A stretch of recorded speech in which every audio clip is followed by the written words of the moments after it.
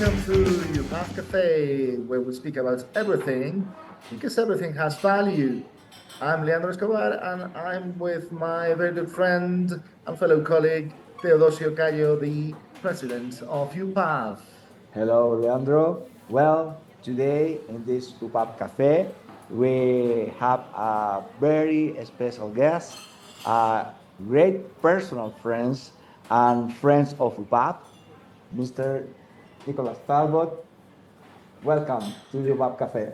It's a pleasure to be with you both. I hope you serve good croissants as well as coffee. So it's a real honor Nick, to have you here. So, first question, who is who do you like your coffee? Con leche, I think, as you guys would say. Lots of it. Very good. Very good. Well, and now moving to our field. Nick, for the people listening to us on this podcast and watching through our social media channels, what could you tell us the IBSC and its role worldwide? The IBSC's role worldwide is to bring confidence to investors by evolving and getting adopted an international approach to valuation. You know, capital flows are global and investments affect almost everyone. Lots of people have pensions, or their governments make investments, or banks rely on investments, and it's really important that those valuations are accurate.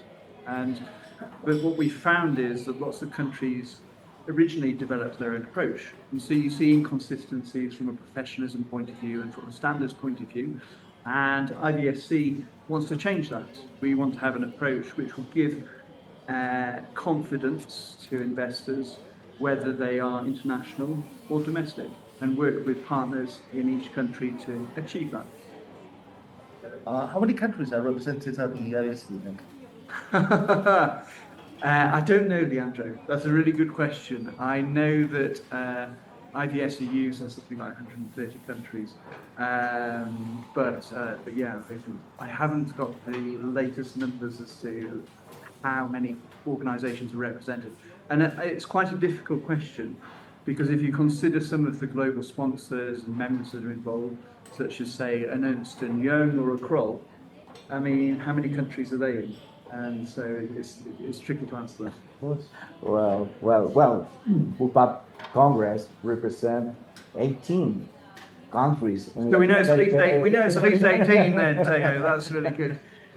Yes. The question is, how do you see the value for this continental meeting, annual continental meeting, for our appraisal?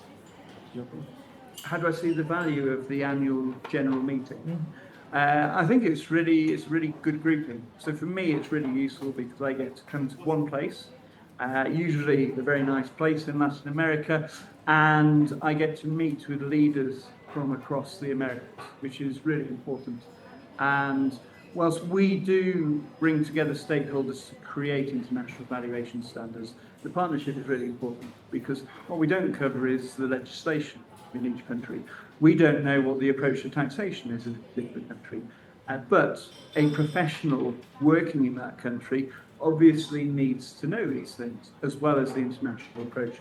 So it's by having that partnership that we believe that we can create that global quality consistency. So I love the UPAV meetings, and yes, I think this is maybe my 9th one, and so it's a really great collective, really friendly collective, and it's always a very positive experience. So the IBSC is really a very good friend of the countries of the LATAM region, and well, we just created this new grouping, which is the LATAM group. Yeah, committee. Yeah. Also means. So could you please tell us a bit of it? Yes. So when we are looking at the approach to valuation, I think if we compare ourselves with, say, accountants, auditors, lawyers, we're not yet always recognised as properly as a profession in each country. Yes, we have typically got an ethical approach. Yes, we typically have to demonstrate competencies. Yes, we've usually got continued education. So we've got some of the fundamentals, but not all of the regulators, not all of the government officials, not all of society really understands how much of the economy valuation touches. And so from an IBSC point of view, I think half of our work is technical in terms of evolving the standards, dealing with issues, putting out thought leadership. But half of it actually has to be focused on stakeholder engagement, helping stakeholders understand the role that IBSC and UPAV members play. For us, from a Latin America point of view, it's a very significant geography. And, we have the challenge, as many organisations do, we're a not-for-profit. We would like to have more resource, but there's always a bit of chicken and egg in terms of you need to demonstrate things to get more money, but you need more money to demonstrate things. But one of the ways that we do engage more is by recruiting leaders onto committees to help with that engagement, to help stakeholders understand the value of the standards and the value of professionalism. So I'm really pleased that this year we've initiated that committee, and I'm delighted that both of you are on that committee. Exactly. Well, our podcast is very limited podcast. Finally, looking ahead, what do you see as the main challenge evaluation with facing the coming years, especially in the regulatory and standard framework? I think that's a really good question. I think there are a few challenges we face.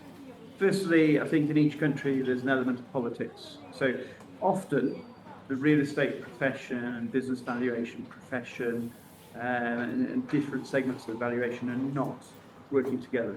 We actually need to all come together, even if it's more than one organisation, talk with one voice, and I believe that we will be able to provide more confidence and have a better solution if we do that. Secondly, I think if we look at things like technology evaluation, technology is advancing, pretty fast at the moment. And when we're looking at that, we believe in embracing technology from an IBSC point of view.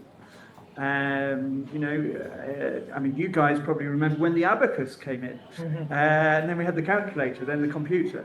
And each time everyone was really worried about it. But we believe in embracing technology, and we think that actually it can have a role in improving the quality of the valuation through use of more data, through efficiencies. But we believe that it's important that the valuer understands the technology they're using and can test the technology they're using.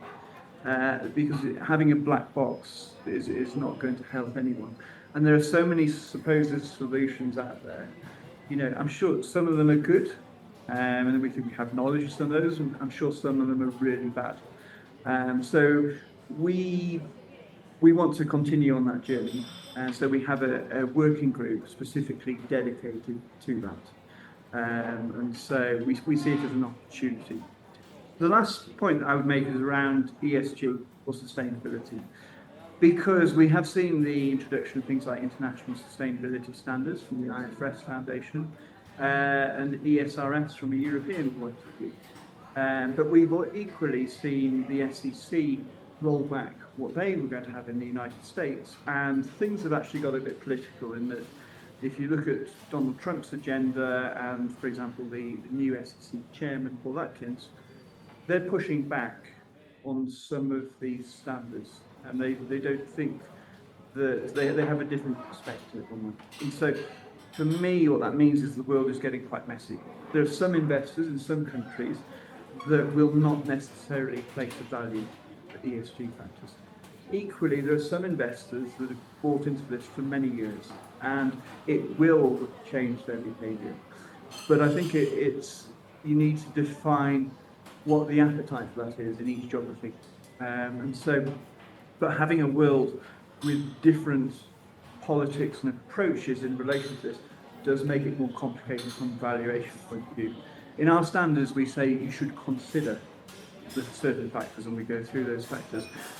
Now, that might mean in certain geographies, your consideration of those factors might be quite short. But where you have, for example, ethical investors, actually, they will place a lot of weight on it. So there are a few challenges. There's a few examples of some challenges that I think we face as a valuation profession. So taking on your two last points, apart from the standards proper, the ADC also publishes position papers. Yep. Can you elaborate on that? Yeah, so we publish perspectives papers. I'm not sure I'd say they're not always position papers because we're not always taking a position. What we are doing is taking what we see as a significant issue in the marketplace and we're exploring that issue. And we use that as a way of engaging and actually trying to get more perspectives from stakeholders around the world. Because as you know, we want to take the best ideas from wherever in the world they come. International valuation standards are something that comes from the collective knowledge globally. So we use that to stimulate debate. And sometimes, not always, they are a way of stimulating debate and helping inform us better before we then look to evolve the standards further. Wow, incredible. No, we have a lot of work. Well, Nick, really, thank you very much for here with UPAV Café, this UPAV Café. I probably will talk more in the next opportunity. Well, what do you think? Well, I hope you can also meet us in Madrid next year with the next conference. And it was really a pleasure, as always, talking to you. You're happy to. Always happy to have a coffee with you guys. Thank you for your vision. Thank you. Thank you very much. So, and thank you everyone for listening to us, and see you next time at UPAV Café.